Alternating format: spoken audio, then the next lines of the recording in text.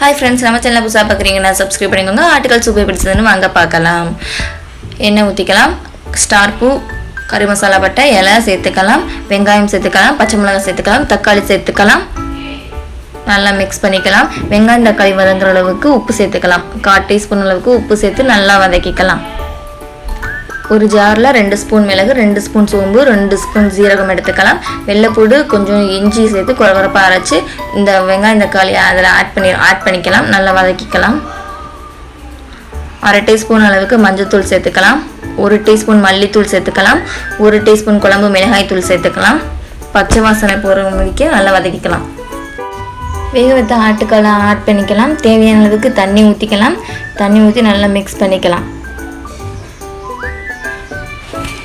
1/4 மணி நேரம் சிம்மில் வச்சு மூடி வச்சுக்கலாம். சுவையான சூப்பரான அட்டகாசமான ஆட்டு ரசம் ரெடி. நம்ம சேனலை லைக் பண்ணுங்கள்.